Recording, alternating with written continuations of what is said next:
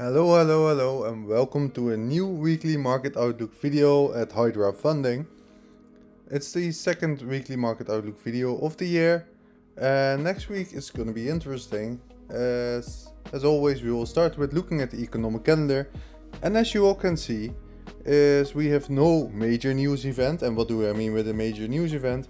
We have some red news coming up for the US dollar, but with a major news event I mean either one of the three: CPI, FOMC, or non-farm payroll, which is usually the first Friday of the month. But we do have some other interesting news events coming up. With on Monday, it's Martin Luther King Day, and it's a bank holiday, which means overall on all markets, on indices, crypto, Forex and gold, usually the price action will be pretty slow, because on bank holidays for the US dollar there will be less volume in the markets. So please be aware of that. And what I do with this is, for my own trading, is I won't be trading on Mondays for sure, because if there's low volume, there's usually also lower volatility, and this means less opportunity to get a good move. And the same goes for Tuesday, the London session. After a bank holiday, the market is usually still warming up, still picking up some volume, so please don't trade Tuesday London session as well.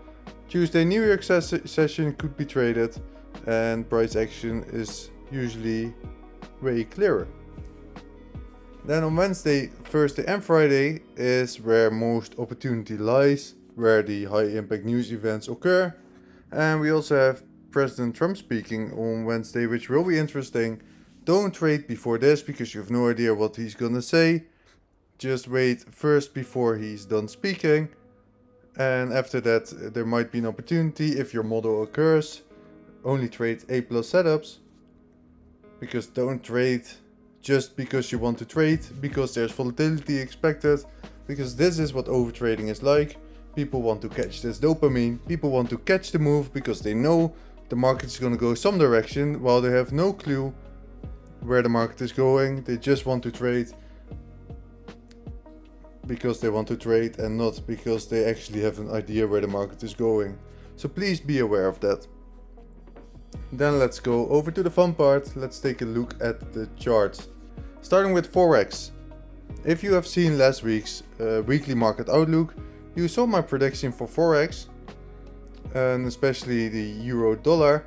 Is what I did last week. We closed here on Friday, and what did I say? I said I expected us to trade into this inverse fair value gap on the daily chart, react from there and trade lower from that level, which is exactly what we did. We closed Friday here. Monday we opened, we traded a little bit above, but only with the wick. We closed inside the inverse fair value gap. On Tuesday traded a little bit higher as well, and we've been trading lower ever since. Especially on Thursday we've been expanding below last week's Friday's low, and we're still going lower. Why did I expect this? As I explained earlier, we have cracks in correlation over here with the GBP. We reacted from this inverse fair value gap on the daily chart pretty clearly, and we have no obvious bullish signals that tell me that we would go higher. So that's why I expect us just to follow the order flow, which is a bearish order flow, and I still expect us to do that from now. As you can see here, we made a lower high on Friday compared to the high on Thursday on the DXY. On the euro dollar we made a lower low. This is also crack in correlation, but still the higher time frame cracks are still bearish for the euro, so expect us to go lower. But for the short term we could reverse from here, maybe a short retracement to the upside. We have a small daily fair value gap over here. Maybe we can tap into that and then trade lower into this inverse fair value gap. But first let the market show its hand, show its direction, before we start doing something. As for a target for the EURUSD and the DXY. I expect us to trade into this higher time frame daily inverse fair value gap on the DXY.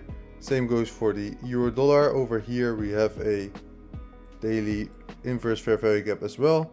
I expect us to trade into that, and eventually I expect us to trade into this sell side liquidity pool over here, because we have a higher low over here on the euro dollar, and a higher low usually means a lot of liquidity below the lowest low. So gun to my head, where do I expect price to go? Below this low on the euro dollar. Then let's move over to crypto. When we look at the weekly time frame over here, you can see that we are still in this range. We have not even reached 50% of the range yet, so we are still consolidating, accumulating orders over here, but eventually I still expect us to go bearish, but that's for the longer time frame, to go below the sell side over here, which is the 74.3k level.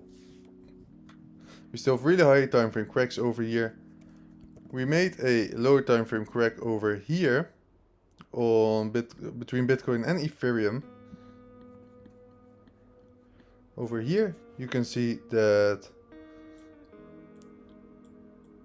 we create a lower low on Bitcoin on the weekly time frame inside a BPR, which is a overlapping inverse fair value gap with a fair value gap. We made the cracking correlation over here, which is a lower low on Bitcoin, higher low on Ethereum, and you see we've been expanding massively higher ever since on both markets, on both pairs. So this is the reason for the market to go up. We've been respecting the higher time frame PD array still, and what I expect is now is to still keep pushing up a little bit, maybe until the 50% level, the equilibrium level of the range on the weekly chart, which I just showed, which is this level over here, around 103k. Over there, let's see what will happen, but I expect us to trade up into the level, trade above it, respect the PD array, create a bearish cracking correlation, and trade lower from there, below this low over here, and eventually to the sell side liquidity over here. Last but not least is silver and gold. I don't even know what to say over here. Let's have a look on the weekly chart.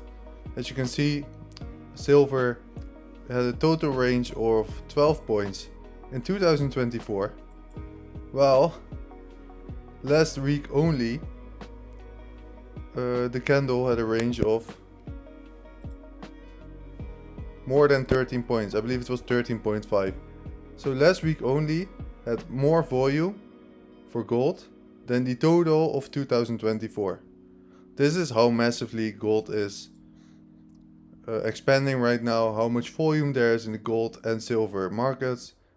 And this is also why I'm not touching it now, and either if I'm touching it, I am clearly only buying, because it needs to be really obvious if I want to sell over here. Also, another nice note to make is that we had a cracking correlation over here, also inside a BPR, same as we saw in crypto on the 4-hour time frame. You can see over here that we have here this inverse fair value gap overlapping with this fair value gap over here on the daily time frame. What did we do? We tapped this fair value gap, created a bullish candle on gold, a bearish candle on silver, cracking correlation, one candle closed bullish on the silver, and since then we have been expanding higher. Really nice price action on gold and silver. For now, this is the end of the weekly market outlook video. I hope it was insightful. I hope you enjoyed it. Please like it, subscribe it, and I see you in the next one.